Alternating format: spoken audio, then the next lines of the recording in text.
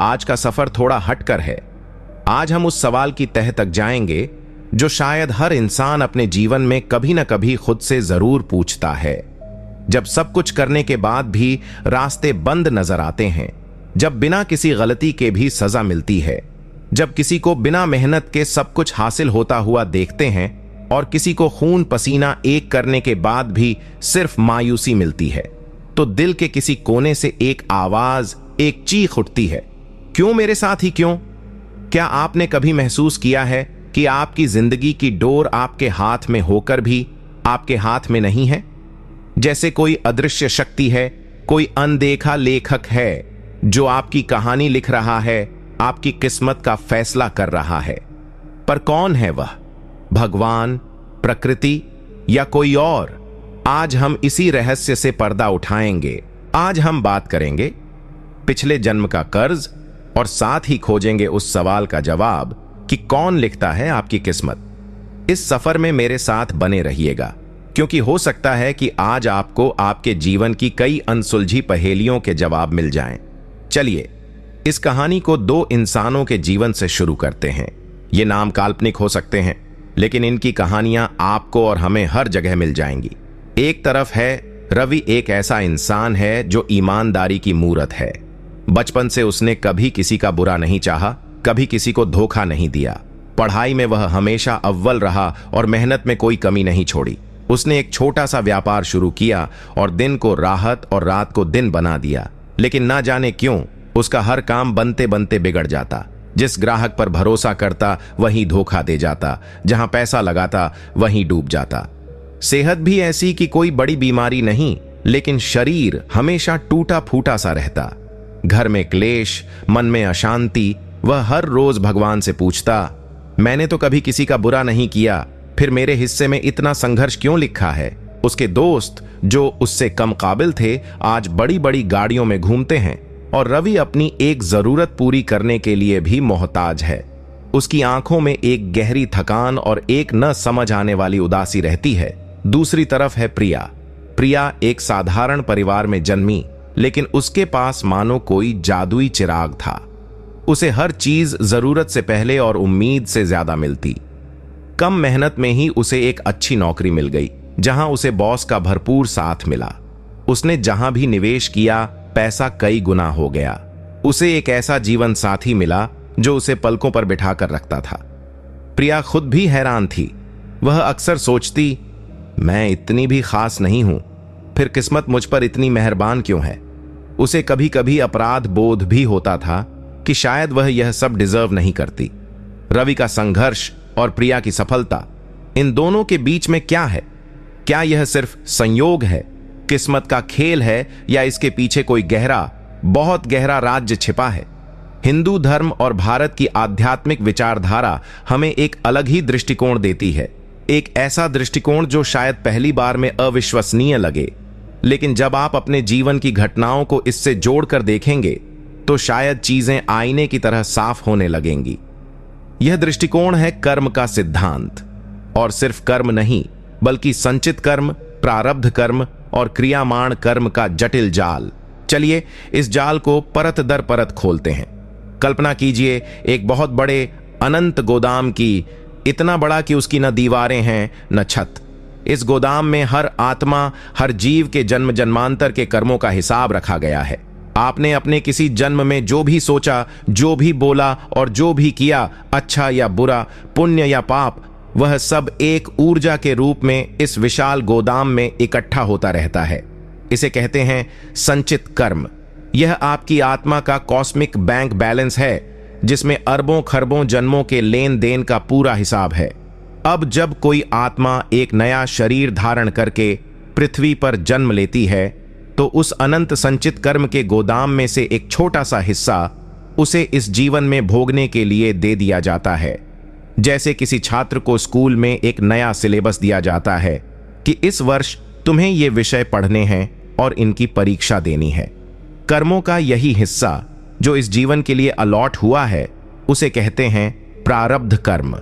यही है वह स्क्रिप्ट, यही है वह किस्मत जिसके बारे में हम इतनी बातें करते हैं। यह वही अदृश्य धागे हैं जो आपके जीवन की दिशा तय करते हैं, आपका जन्म किस परिवार में होगा, आपके माता पिता कौन होंगे, आपका शरीर कैसा होगा, आपको जीवन में किस तरह के सुख और किस तरह के दुख मिलेंगे, यह सब बहुत हद तक इसी प्रारब्ध से तय होता है। तो अब सवाल उठता है, कौन लिखता है आपकी किस्मत? इसका चौंकाने वाला लेकिन सटीक उत्तर है, आप ही। जी हां, आपने ही। आपके ही पिछले जन्मों के कर्मों ने आपके इस जीवन की स्क्रिप्ट लिखी है। प्रिया को जो अकारण सफलता मिल रही है, वह शायद उसके पिछले जन्मों के पुण्य कर्मों का प्रारब्ध है जो आज फल दे रहा है। और रवि जो अकारण दुख और संघर्ष झेल रहा है, वह शायद उसके किसी पिछले जन्म के कर्मों का कर्ज है जिसका भुगतान वह आज कर रहा है। यह सुनना बहुत कठोर लग सकता है और मन में सवाल उठ सकता है, अगर सब कुछ पहले से ही तय है तो फिर इस जीवन में मेहनत करने का, अच्छा इंसान बनने का क्या फायदा? क्या हम बस कठपुतलियां हैं जो प्रारब्ध की डोर से बंधे हैं? लेकिन ठहरिए, कहानी अभी खत्म नहीं हुई है। रहस्य इससे भी गहरा है, क्योंकि हिंदू विचारधारा आपको कभी भी असहाय या लाचार नहीं छोड़ती। यहीं आता है कर्म सिद्धांत का तीसरा और सबसे महत्वपूर्ण हिस्सा, क्रियामाण कर्म। क्रियामाण कर्म का अर्थ है वह कर्म जो आप वर्तमान क्षण में अपनी स्वतंत्र इच्छा यानी फ्री विल से कर रहे हैं। प्रारब्ध आपको एक मंच दे सकता है, एक स्क्रिप्ट दे सकता है, लेकिन उस मंच पर अभिनय कैसे करना है, डायलॉग कैसे बोलने हैं, यह आपकी स्वतंत्र इच्छा पर निर्भर करता है। इसे एक उदाहरण से समझिए। मान लीजिए प्रारब्ध के अनुसार आपके जीवन में आज एक आर्थिक संकट आना लिखा है। यह आपका पूर्व जन्म का कर्ज है। यह संकट तो आएगा ही, लेकिन उस संकट के आने पर आपकी प्रतिक्रिया क्या होगी, यह आपका क्रियामाण कर्म है। आप उस संकट से घबरा सकते हैं, निराश होकर बेईमानी का रास्ता चुन सकते हैं। यह एक नकारात्मक क्रियामाण कर्म होगा जो आपके संचित कर्मों के गोदाम में और भी नकारात्मक ऊर्जा जोड़ेगा। या फिर आप उस संकट का सामना हिम्मत, धैर्य और ईमानदारी से कर सकते हैं, मेहनत करके उससे बाहर निकल सकते हैं, सही मार्ग पर बने रह सकते हैं। यह आपका सकारात्मक क्रियामाण कर्म होगा। यह न सिर्फ प्रारब्ध के प्रभाव को कम करेगा, बल्कि आपके भविष्य के लिए एक सकारात्मक ऊर्जा का बीज भी बो देगा। इसलिए आप कठपुतली नहीं हैं, आप एक ऐसे नाविक हैं जिसे एक विशेष जहाज यानी यह शरीर और एक तय समुद्री रास्ता यानी प्रारब्ध मिला है। रास्ते में तूफान यानी दुख और शांत लहरें यानी सुख दोनों आएंगे, यह निश्चित है। लेकिन आप अपने जहाज की पतवार कैसे चलाते हैं, यह पूरी तरह से आपके हाथ में है। आप तूफान का सामना कैसे करते हैं, यह आपके हाथ में है। एक अच्छा नाविक उसी तूफान से अपने जहाज को बचाकर निकाल सकता है जिसमें एक अनुभवहीन नाविक डूब जाता है। अब सवाल यह उठता है कि हम कैसे पहचानें कि हमारे जीवन में जो हो रहा है वह पिछले जन्म का कोई कर्ज है?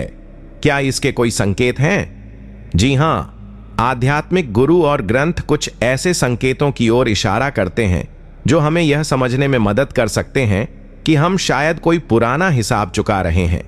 इन संकेतों को ध्यान से सुनिएगा और अपने जिंदगी की घटनाओं से इन्हें जोड़ने की कोशिश कीजिएगा। हो सकता है आपको अपने कई क्यों का जवाब मिल जाए। पहला संकेत है बिना किसी वजह के लगातार संघर्ष। जब आप पूरी मेहनत, पूरी ईमानदारी और पूरी लगन से काम करते हैं, लेकिन नतीजा हमेशा शून्य या नकारात्मक होता है, आप एक दरवाजा खोलते हैं तो और दरवाजे बंद हो जाते हैं। स्वास्थ्य, रिश्ते, पैसा, हर मोर्चे पर आपको अकारण बाधाओं का सामना करना पड़ता है। आप देखते हैं कि आपसे कम योग्य लोग आगे बढ़ रहे हैं और आप वहीं के वहीं हैं। यह एक बहुत प्रबल संकेत हो सकता है कि आपका प्रारब्ध इस जीवन में आपसे कोई पुराना ऋण चुका रहा है। यह संघर्ष आपको तोड़ नहीं रहा, बल्कि आपके कर्मों के बोझ को हल्का कर रहा है। दूसरा संकेत है अकारण भय और फोबिया। क्या आपको पानी से, ऊंचाई से, आग से या किसी खास जानवर से बिना किसी तार्किक वजह के बहुत ज्यादा डर लगता है? ऐसा डर जो आपके बचपन के किसी बुरे अनुभव से भी नहीं जुड़ा है। मनोविज्ञान इसे फोबिया कहता है, लेकिन अध्यात्म इसे पिछले जन्म की स्मृतियों का अंश मानता है। हो सकता है पिछले किसी जन्म में आपकी मृत्यु पानी में डूबने से या ऊंचाई से गिरने से हुई हो। वो डर, वो पीड़ा आपकी आत्मा की स्मृति में अंकित हो गई है और इस जन्म में एक अकारण भय के रूप में सामने आ रही है। यह भय भी एक तरह का कर्ज है, उस पीड़ा का कर्ज जिसे आपकी आत्मा ने भोगा था। तीसरा संकेत है रिश्तों में एक ही तरह का पैटर्न। क्या आपके साथ ऐसा होता है कि आपकी जिंदगी में बार बार एक ही तरह के लोग आते हैं और आपको एक ही तरह का अनुभव देकर चले जाते हैं? जैसे आपको बार बार ऐसे दोस्त मिलते हैं जो आपका फायदा उठाकर आपको धोखा देते हैं, या आपको बार बार ऐसे पार्टनर मिलते हैं जो भावनात्मक रूप से आपसे जुड़ नहीं पाते। यह पैटर्न एक संकेत है कि आप कर्म का कोई सबक सीखने की प्रक्रिया में हैं। जब तक आप वह सबक नहीं सीख लेते, जब तक आप उस पैटर्न को तोड़ नहीं देते, तब तक कर्म आपको उसी परीक्षा में बार बार बिठाता रहेगा। हो सकता है पिछले जन्म में आपने किसी के साथ ऐसा ही व्यवहार किया हो और इस जन्म में आप उसी अनुभव से गुजरकर उस पीड़ा को समझ रहे हैं। चौथा संकेत, अकारण जुड़ाव और खिंचाव। क्या कभी ऐसा हुआ है कि आप किसी अजनबी से पहली बार मिले और आपको लगा जैसे आप उसे सालों से या शायद जन्मों से जानते हैं? एक पल में ही या तो उसके प्रति बहुत ज्यादा अपनापन और स्नेह महसूस हुआ, या फिर बिना किसी वजह के एक गहरी नफरत या चिढ़ महसूस हुई। यह अकारण भावनात्मक खिंचाव भी पिछले जन्म के अधूरे रिश्तों का संकेत माना जाता है। हो सकता है वह आत्मा पिछले जन्म में आपकी मित्र, शत्रु, प्रेमी या परिवार का कोई सदस्य रही हो, जिसके साथ आपका कोई हिसाब बाकी रह गया था। इस जन्म में यूनिवर्स आपको फिर से एक मौका दे रहा है, उस रिश्ते को एक नई दिशा देने का, उस अधूरे हिसाब को पूरा करने का, उस अपनापन को एक नए रिश्ते में बदलने का, या उस नफरत को क्षमा करके उस कर्म बंधन से मुक्त हो जाने का। पांचवां संकेत, जन्मजात प्रतिभा। यह संकेत सिर्फ नकारात्मक नहीं, सकारात्मक भी हो सकता है। आपने ऐसे बच्चे देखे होंगे जो बिना किसी ट्रेनिंग के अद्भुत संगीत गाते हैं, या कोई वाद्य यंत्र बजा लेते हैं, या कोई ऐसा व्यक्ति जो मशीनों को देखकर ही समझ जाता है कि वह कैसे काम करती हैं, जबकि उसने कभी उसकी पढ़ाई नहीं की। यह जन्मजात प्रतिभा भी संचित कर्म का ही एक रूप है। यह वह ज्ञान, वह हुनर है जिसे आत्मा ने अपने पिछले किसी जन्म में बहुत मेहनत से सीखा था और उसकी ऊर्जा को अपने साथ इस जीवन में ले आई है। यह एक तरह का पुण्य का कर्ज है जो प्रकृति आपको इस जीवन में एक उपहार के रूप में लौटा रही है। छठा संकेत, बार बार आने वाले सपने। कुछ सपने ऐसे होते हैं जो हमें बार बार आते हैं। एक ही अनजान जगह, एक ही अनजान चेहरा, एक ही अजीब सी घटना। हम उन जगहों पर कभी गए नहीं, उन लोगों से कभी मिले नहीं, फिर भी वे हमारे सपनों में जीवंत हो उठते हैं। आध्यात्म मानता है कि यह सपने हमारे अवचेतन मन में दबी हुई पिछले जन्म की स्मृतियों के टुकड़े हो सकते हैं। वो अधूरी ख्वाहिशें, वो अधूरे काम, या वो दर्दनाक घटनाएं जो हमारी आत्मा भूल नहीं पाई हैं। वे सपनों के जरिए सतह पर आने की कोशिश करती हैं। तो यह कुछ संकेत हैं, कुछ इशारे हैं जो हमें बताते हैं कि हमारे जीवन का कैनवस सिर्फ इसी जन्म के रंगों से नहीं रंगा है। इसमें पिछले कई जन्मों के गहरे और हल्के रंग भी शामिल हैं।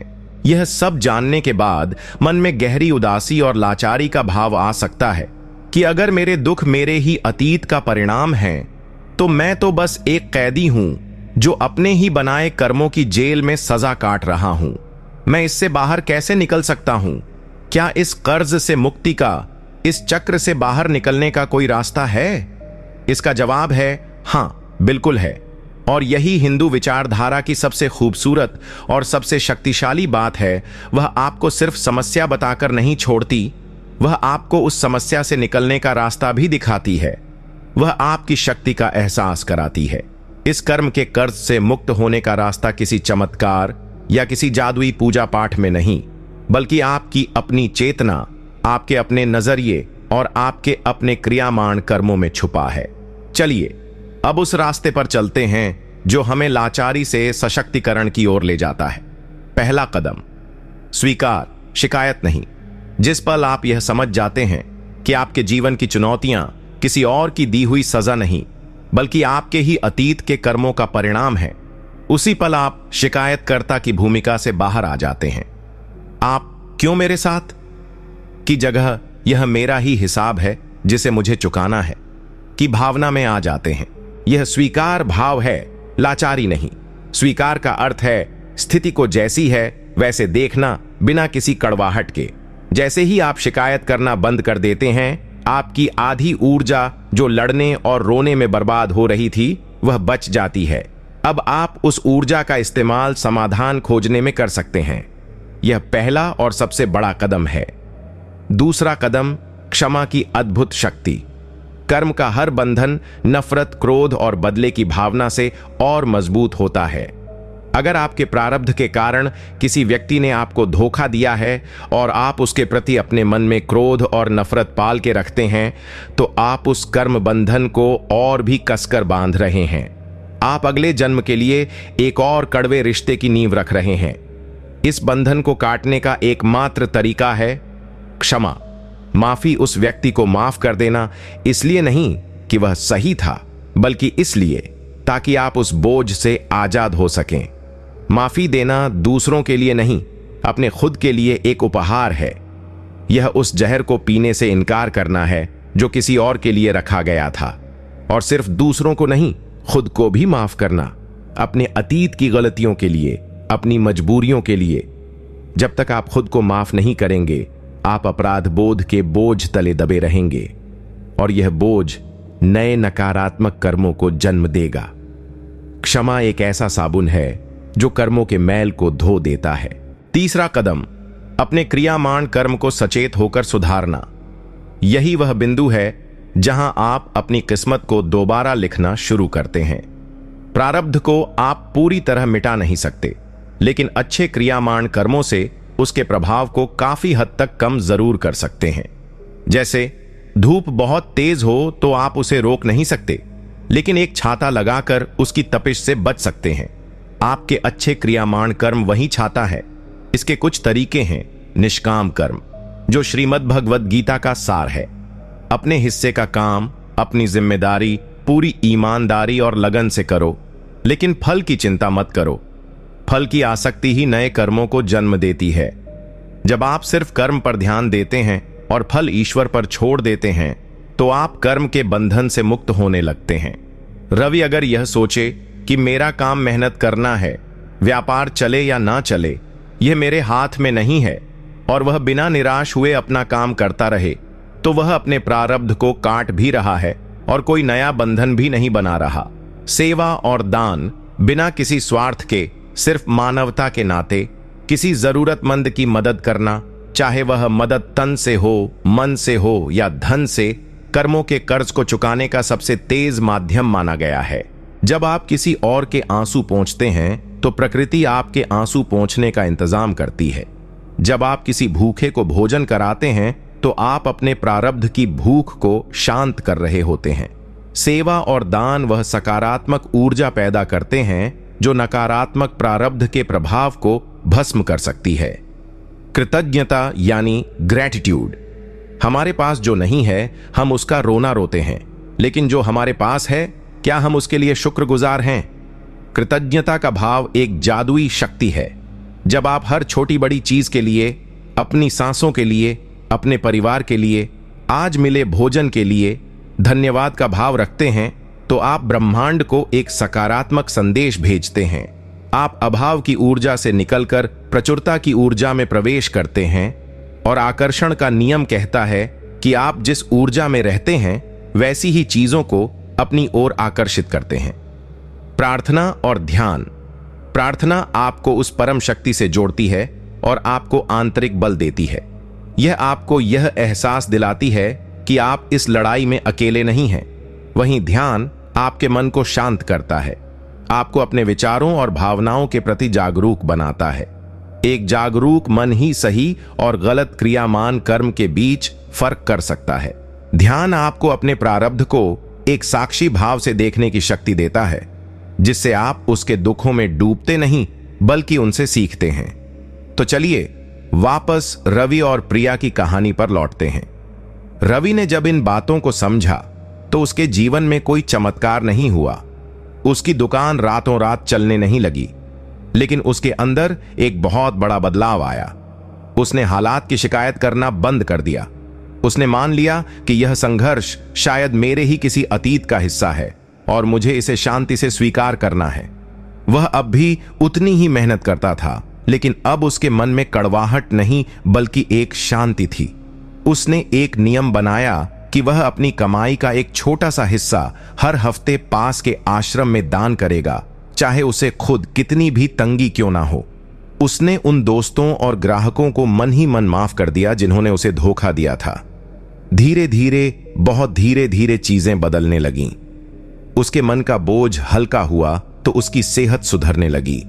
उसके शांत स्वभाव को देखकर कुछ नए और ईमानदार ग्राहक उससे जुड़ने लगे। उसका व्यापार बढ़ा नहीं, लेकिन स्थिर हो गया। बाहर से देखने पर शायद उसकी जिंदगी में बड़ा बदलाव नहीं आया था, लेकिन अंदर से वह अब एक हारा हुआ, थका हुआ इंसान नहीं, बल्कि एक शांत और मजबूत योद्धा बन चुका था जो अपनी लड़ाई लड़ना सीख गया था। उसने अपनी किस्मत को कोसना छोड़कर अपनी कलम खुद अपने हाथ में ले ली थी। वहीं दूसरी ओर प्रिया ने जब यह समझा कि उसकी सफलता शायद उसके पिछले पुण्यों का फल है, तो उसके अंदर का अपराध बोध खत्म हो गया, लेकिन उसकी जगह एक जिम्मेदारी का भाव ने ले ली। उसे समझ आया कि यह सौभाग्य उसे भोग विलास के लिए नहीं, बल्कि कुछ अच्छा करने के लिए मिला है। उसने अपनी आय का एक बड़ा हिस्सा जरूरतमंद बच्चों की शिक्षा के लिए देना शुरू कर दिया। उसने अपने पद का इस्तेमाल दूसरों की मदद करने के क्रियमान कर्म के लिए किया। उसने यह सुनिश्चित किया कि वह अपनी सफलता के अहंकार में कोई ऐसा नया कर्म न करे जो उसके अगले जन्म का कर्ज बन जाए। तो अंत में उस सबसे बड़े सवाल पर लौटते हैं, कौन लिखता है आपकी किस्मत? इसका जवाब एक पंक्ति में भी है और एक पूरे ग्रंथ में भी। सरल जवाब यह है कि आपकी किस्मत का पहला मसौदा आपके ही पिछले कर्मों ने लिखा है, लेकिन हर दिन, हर पल, हर क्षण उस स्क्रिप्ट में बदलाव करने की, उसे एक नई दिशा देने की कलम आपके हाथ में है। आपका हर विचार, आपका हर शब्द और आपका हर काम उस कहानी को दोबारा लिख रहा है। आप अपने अतीत के कैदी नहीं हैं, आप अपने भविष्य के निर्माता हैं।